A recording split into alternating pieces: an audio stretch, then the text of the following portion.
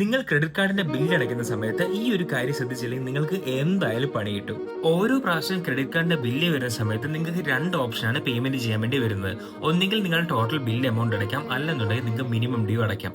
ഇത് ബാങ്കുകൾ ചെയ്യുന്ന ഒരു ക്ലാസിക് ട്രാപ്പാണ്. നിങ്ങൾ മിനിമം ഡ്യൂ ആയ ഇപ്പൊ ലെറ്റ്സ് നിങ്ങളുടെ ബില്ല് 10,000 രൂപയാണെന്നുണ്ടെങ്കിൽ നിങ്ങൾ മിനിമം ഡ്യൂ 1000 രൂപയാണ് അടയ്ക്കുന്നതെന്നുണ്ടെങ്കിൽ നിങ്ങൾ ട്രാൻസാക്ഷൻസ് ചെയ്ത ടൈം തൊട്ട് 40% ഇൻട്രസ്റ്റ് നിങ്ങളുടെ ബില്ലിന്റെ പുറത്ത് ബാങ്കുകൾ ചാർജ് ചെയ്യും. ഇത് നിങ്ങൾ അറിയ കൂടിയില്ല.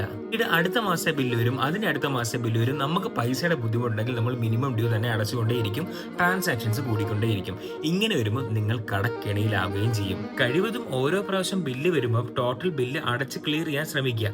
ഇനി നിങ്ങൾക്ക് പൈസയുടെ ബുദ്ധിമുട്ടുണ്ടെങ്കിൽ അറ്റ്ലീസ്റ്റ് നിങ്ങളുടെ ടോട്ടൽ ബില്ലിനെ EMI ആക്കി കൺവേർട്ട് ചെയ്യുക. കാര്യം അറ്റ്ലീസ്റ്റ് EMIക്ക് ഒരു പ്രോപ്പർ എൻഡ് ഡേറ്റ് ഉണ്ടാവും, കൂടാതെ തന്നെ പലിശ കമ്പാരിറ്റീവ്ലി കുറവായിരിക്കും. പക്ഷെ മാക്സിമം ബില്ല് എമൗണ്ട് തന്നെ അടച്ചു തീർക്കാൻ ശ്രമിക്കുക.